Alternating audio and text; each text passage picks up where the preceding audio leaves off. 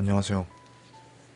잠들지 못하는 이 밤, 당신을 위해서 책 읽어주는 남자 아크입니다. 오늘도 지난 회차에 이어서 나는 아직 어른이 되려면 멀었다 이어서 읽어드릴 거고요. 들어보시고 마음에 드시는 분들은 채널 구독하기 그리고 영상의 좋아요 버튼 한 번씩 눌러주시면 감사하겠습니다. 하고 싶은 말씀이 있으신 분들 혹은 바라는 점이 있으신 분들은 영상 아래 댓글로 참여하시면 되겠습니다. 오늘 이어서 읽어드릴 첫 번째 글의 제목은 뜻하지 않은 길에서 뜻하지 않는 즐거움을 만나다 입니다. 친구와 둘이서 유럽 배낭여행을 갔을 때 일이다. 처음엔 둘 다 바짝 긴장을 해서 여행책과 회화책을 손에 꼭 쥐고 혹시라도 길을 잃을까봐 전전긍긍했었지만 여행이 끝나갈 때쯤엔 긴장이 풀려서였을까 우리는 길을 잃었다. 영국에서 기차를 잘못 탄 것이었다. 한국에서 가져온 여행책에도 나와 있지도 않은 어느 작은 해변 마을에 도착한 우리. 눈앞이 깜깜해졌다. 당장 오늘 밤 어디서 묵어야 할지도 모르겠고 관광도시가 아니었기 때문인지 그 마을에서는 관광객으로 보이는 사람들, 아니 유색인종조차 단 한 명도 눈에 띄질 않았다. 일단 저녁을 해결하기 위해서 작은 식당으로 들어갔는데 그곳 사람들도 우리가 신기했는지 힐끔힐끔 우리를 훔쳐보다가 눈이 마주치면 깜짝 놀라서 재빠르게 고개를 돌리거나 머쓱한 웃음을 지어 보이곤 했다. 그런데 참 신기한 건 그곳에서 우리는 우리가 정말 외국에 나와 있다는 느낌을 처음 받았다는 것이었다. 여행 책자에서 봤던 익숙한 건물과 풍경들은 하나도 없었고 관광객은 우리 둘뿐. 정말 낯선 미지의 세계에 와 있다는 느낌. 저녁을 먹고 해변을 산책하는데 시원한 바닷바람이 두 뺨에 와닿는 순간 여행 내내 한 번도 느껴보지 못했던 자유로움이 내 온 마음에, 내 온 몸에 퍼져오는 것 같았다. 2달 동안 유럽의 여러 나라들을 돌면서 유명한 멋진 관광지들도 숱하게 보았지만 여행을 마치고 한국에 돌아온 다음에도 역시 가장 기억에 남는 곳은 그 마을이었다. 기차를 잘못 타지 않았다면, 길을 헤매지 않았다면 만날 수 없었던 그 마을. 그래서일까? 아직도 가끔씩 그 마을을 떠올려 보곤 한다. 내가 몹시도 길을 헤매고 있다는 생각이 들 때면 이 길이 아니면 안 돼. 이 사람이 아니면 절대 안 돼. 내가 만든 규칙에 내 스스로 얽매이고 있다는 느낌이 들 때면 내가 지금 제대로 가고 있는 것이 맞는 걸까? 자꾸만 마음이 불안해 올 때면 떠올려 보곤 한다. 뜻하지 않는 길을 가다 뜻하지 않는 즐거움을 만날 수도 있다는 걸 알게 해준 그 마을을.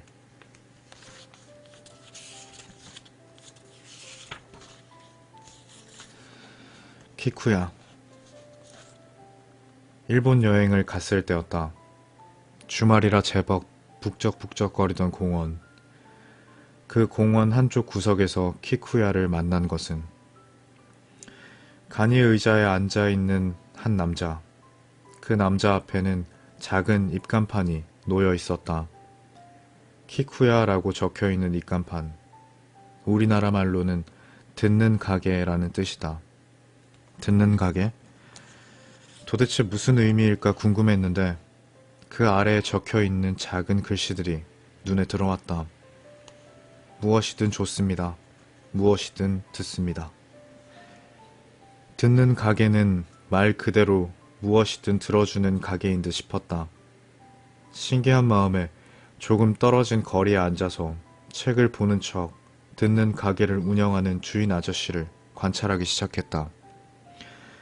그런데 1시간, 조금 이상한 것이 그 1시간 동안 듣는 가게의 주인인 그는 계속 떠들고 있었다. 사람들이 다가와서 왜 이런 가게를 하게 되었느냐, 주로 어떤 이야기를 들어주는 거냐, 뭐 이런 것들을 물어보는 것 같았고, 그때마다 열심히 장황하게도 한참씩 떠들어대던 아저씨. 그래서였다.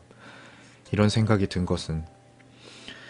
저 아저씨가 키쿠야, 듣는 가게를 시작한 이유는 누군가의 이야기를 들어주기 위해서가 아니라 누군가에게 자신의 이야기를 하고 싶어서가 아닐까 하는 생각. 우리에게는 언제나 내 이야기를 들어줄 그 누군가가 필요한 법이니까.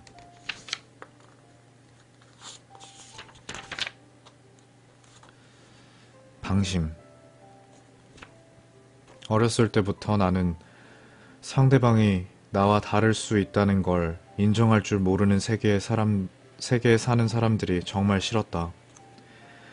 문학 시간이었다.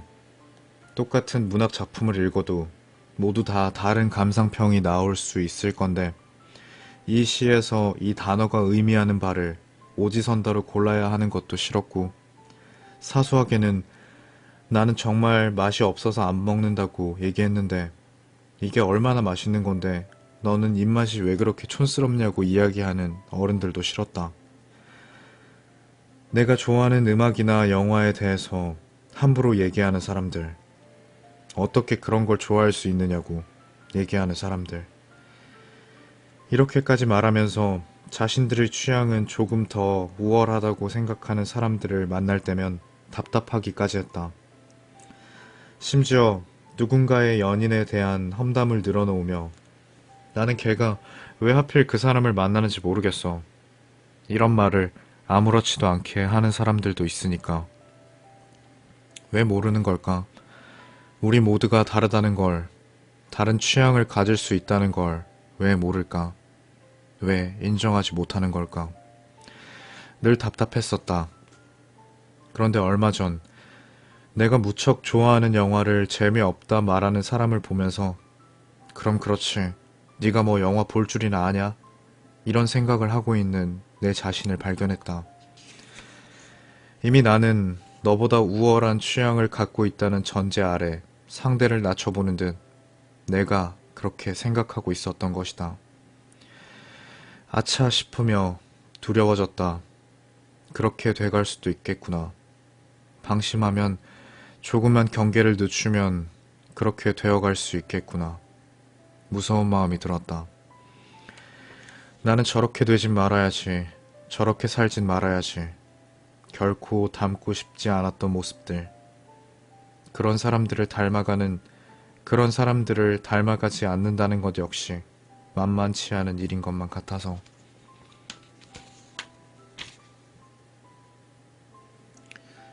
복수. 헤어진 다음 자신에 대한 나쁜 소문을 퍼뜨리는 소년에게 복수하고 싶었던 소년은 체력 훈련에 돌입한다. 소년을 만났을 때 순간 올려차기, 내려차기 등의 기술로 그를 혼내주고 싶어 매일 하루도 거르지 않고 맹훈련을 감행한다. 하지만 소년은 예상치 못한 곳에서 소년과 단 둘이 마주쳤을 때 그동안 연마한 기술을 펼치지 못한다. 다만 이 한마디만을 내뱉고 서둘러 등을 돌려서 달아나 버린다. 미안해. 어떤 단편소설 속의 이야기. 누구나 한 번쯤은 복수를 꿈꿔왔을 것이다. 나를 괴롭힌 누군가에게, 나를 떠난 누군가에게, 내 마음을 아프게 한 누군가에게 복수하고 싶다는 생각에 그를 만나면 이렇게 욕해줄 거야, 상처 줄 거야. 하루에도 수십 번씩 생각하고 머릿속으로 연습도 해보고. 나 또한 그랬다. 나를 떠난 그 사람이 너무나 미웠다. 하지만 우연이라도 그 사람과 마주치게 된다면 나는 욕할 수 있을까? 상처 줄 수 있을까? 아니, 못할 것 같다. 내가 그렇게 한다고 해서 달라지는 건 아무것도 없을 테니까. 오히려 그 사람뿐 아니라 나에게도 더 큰 상처만 남기게 될 테니까. 하지만 내가 그렇게 할 수 없는 진짜 이유는 따로 있다는 것을 나는 알고 있다. 마음속으로 수백 번 그 사람을 원망해봐도 미워해봐도 진짜 내 마음 깊은 곳에 숨겨져 있는 진심은 그게 아닌 거니까. 다만 그 사람을 나는 잊지 못하고 있을 뿐.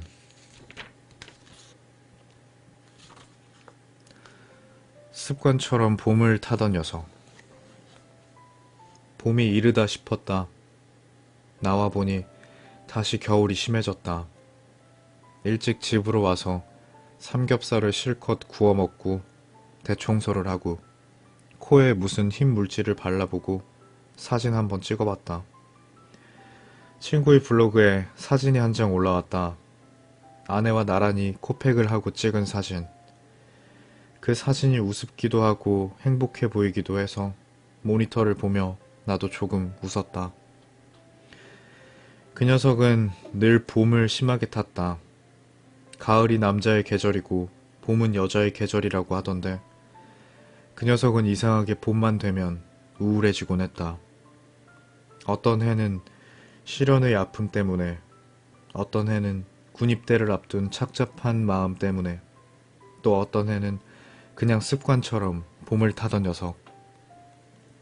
넉넉하지 않은 가정 형편, 항상 힘들게만 했던 녀석의 사랑. 힘들게 공부하고, 힘들게 사랑하고, 힘들게 이별하고. 그 녀석의 삶은 늘 팍팍해 보였다. 그랬던 그 녀석이 취업을 하고 우리 동기 중에서 가장 먼저 결혼을 했다. 작년 봄, 문득 그 녀석이 생각이 나서 문자를 보냈다. 신혼부음은 어떠냐? 그때 그 녀석은 이렇게 답장을 했다. 행복한 봄이 좀 어색하네. 오늘 친구의 블로그를 보고 그때 생각이 났다.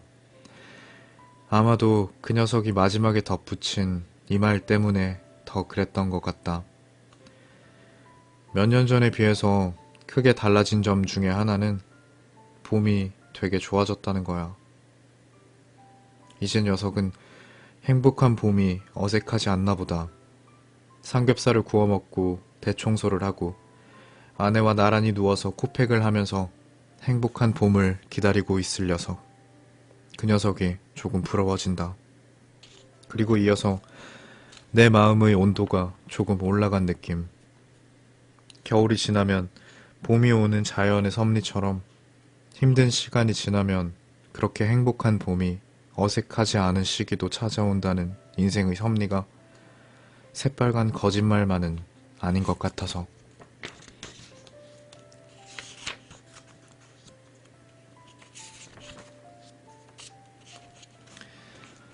실망하면 어떡하지?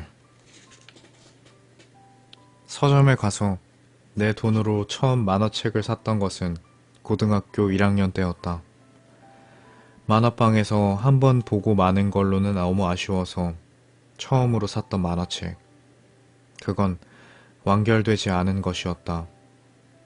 그 후로 2달 혹은 석 달에 한 번꼴로 나오는 그 만화책의 다음 권을 기다리는 건 괴로우면서도 무척 즐거운 일이었다.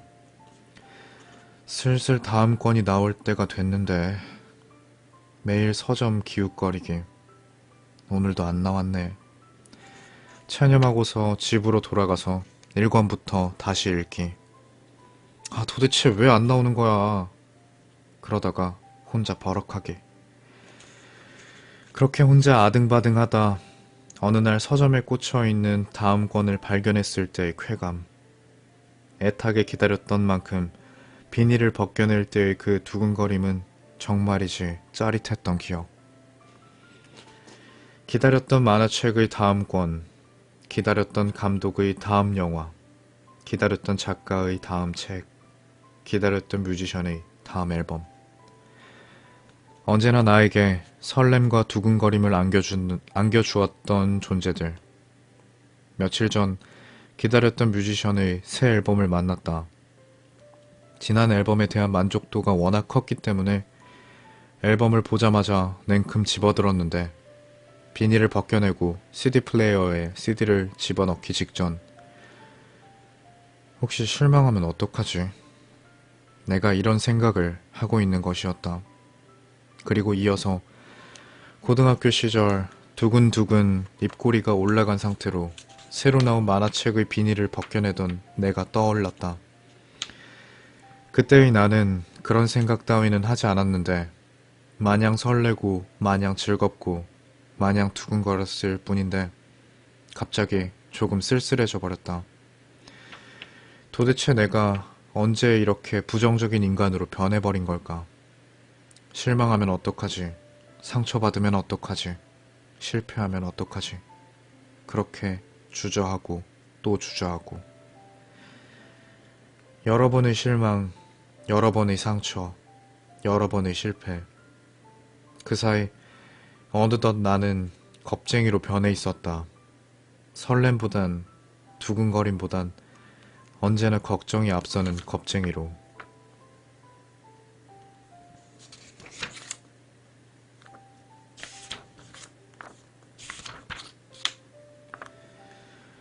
후회. 혹시 너희도 그런 적 있어? 잘 자고 일어났는데 갑자기 막 몇 년 전에 내가 했던 행동이나 말 같은 거 생각나서 뜬금없이 부끄러워질 때. 뜬금없는 친구의 질문. 자신에게는 종종 그런 일이 있다고 했다. 상대는 이미 그 일을 까맣게 잊고 지낼지도 모르는데 내가 왜 그때 그런 말을 했을까? 내가 왜 그때 그런 행동을 했을까? 상대는 나의 그랬던 모습을 어떻게 기억하고 있을까? 갑자기 너무 부끄럽고 두려워서 가끔은 상대를 찾아가서 정말 그럴 수만 있다면 나에 대한 그 기억을 싹 지워버리고 오고 싶다는 거였다. 글쎄, 나도 그럴 때가 있나? 잠시 내 기억을 되짚어보고 있었을 때 다른 친구가 먼저 입을 열었다. 글쎄, 나는 오히려 반대인 것 같은데. 오히려 그때 왜 안 했을까? 왜 참았을까? 그래도 일단 저질러 볼걸. 막 그런 생각을 더 많이 하는 것 같은데? 그때 내가 그 사람의 손을 잡았더라면, 그때 내가 그 사람들에게 소리치고 화라도 냈었다면, 오히려 이런 생각을 더 많이 한다는 다른 친구의 이야기. 두 사람의 이야기가 잦아들 때쯤 나를 향한 시선이 느껴졌다. 너는 어때? 라고 묻는 그들의 시선. 글쎄, 나는 어떤 스타일의 사람일까? 일단 저질러보고 후회하는 스타일? 아니면 너무 참아서 후회하는 스타일? 잘 모르겠다. 근데 이런 의구심은 들었다. 일단 저질러버리고 내가 왜 그랬을까 하는 후회와 너무 참은 다음에 내가 왜 못했을까 하는 후회 중에 무엇이 더 큰 후회고 무엇이 더 큰 창피함과 두려움을 남길까? 그것 또한 잘 모르겠다. 다만 이런 생각이 든다. 저질러도 후회, 참아도 후회. 후회하지 않는 삶이란 이토록 어렵구나 하는 생각.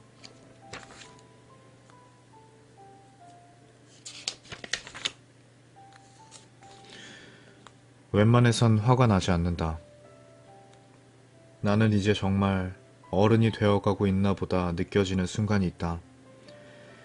예전 같으면 불같이 화가 날 일에도 마음이 공유할 때, 예전 같았으면 무척이나 아파했을 만한 일에도 마음이 고요할 때, 예전 같으면 도저히 이해할 수 없었을 타인의 말이나 행동 앞에서도 짜증이 나지 않을 때, 한때는 드라마 속의 악역들에게조차 파르르 했던 나.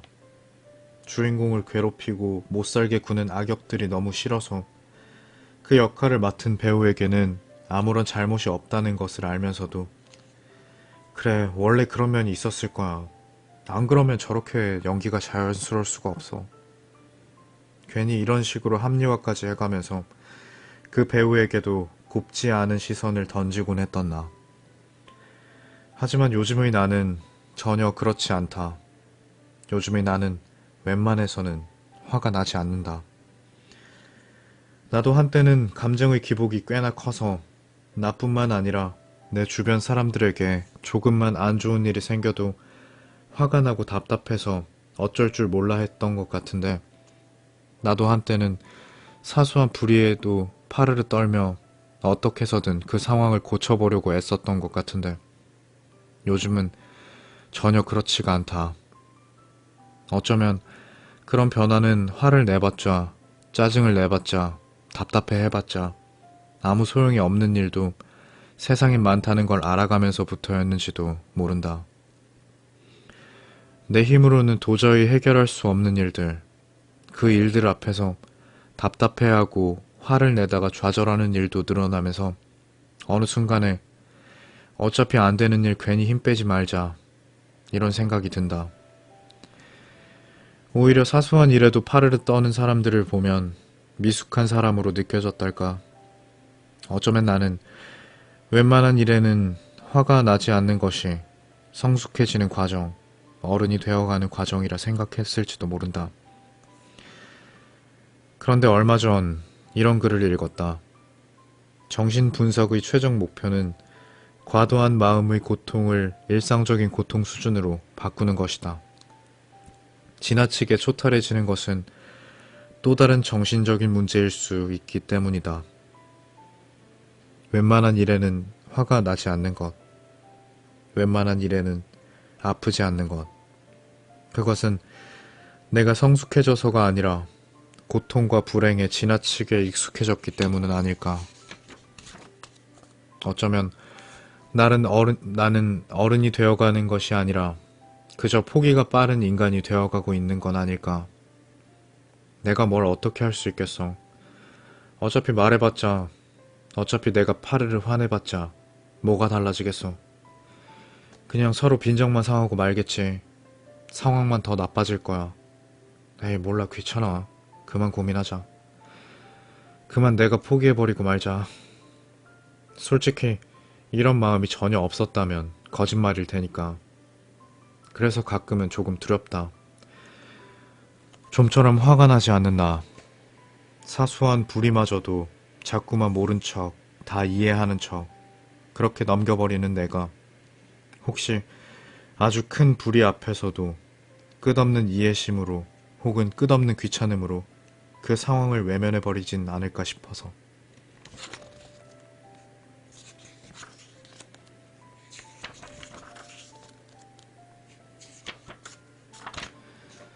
양말 한 짝. 또 양말 한 짝이 사라졌다. 나는 정말이지 양말 한 짝을 잘 잃어버리는 인간이다. 정말 이상하다. 내가 밖에 나가서 아무데나 양말을 벗어두고 오는 것도 아니고 그러면 분명히 우리 집 어딘가인가 나머지 한 짝들이 있어야 할 텐데 왜 내 양말 상자에는 이토록 한 짝밖에 남지 않은 짝짝이 양말들만 수북한 건지. 양말 한 짝은 우산만큼이나 미스테리한 존재다. 그렇다. 나는 양말 한 짝만큼이나 우산도 잘 잃어버리는 인간이다. 그동안 내가 산 우산들만 해도 수십 개는 될 터이고 비싼 우산 들고 다니면은 안 잃어버리겠지. 우산을 잘 잃어버리는 나를 위해 그 사람이 선물해준 비싼 우산까지 결국 잃어버리고 말아 진땀을 뺐던 기억. 언젠가 또 하나의 우산을 잃어버리고 싸구려 우산이라도 하나 사려고 편의점에 들어갔는데 우산이 없었다. 다 팔렸다는 것이었다. 그 옆의 편의점도 마찬가지였다.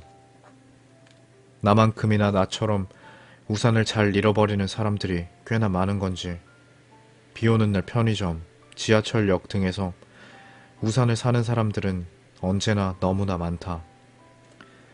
그런데 또 비가 오는 날 집에서 나가려고 보면 쓸만한 우산이 없다. 그러고 보니 잃어버린 우산들의 도시라는 제목의 단편소설을 본 기억도 난다. 나만큼이나 우산을 잘 잃어버리는 사람들이 정말 많은가 보다. 질량 보존의 법칙, 에너지 보존의 법칙. 아무튼 학창시절 배웠던 각종 보존의 법칙들을 떠올려 보면 잃어버린 양말 한 짝들과 우산들이 이 세상에서 완전히 사라져 버렸을 리는 없을 테고 분명히 어딘가에 있긴 할 텐데 도대체 걔네들은 지금 다 어디에 있는 걸까? 정말 잃어버린 양말 한 짝들의 도시, 잃어버린 우산들의 도시가 저 어딘가에 존재하는 것은 아닐까? 짝이 맞는 양말들을 찾기 위해서 한참을 양말 상자 앞에서 쭈그리고 앉아서 뒤적뒤적. 그러다가 지쳐서 짜증이 나서 멍하니 앉아있는데 문득 이런 생각이 들었다.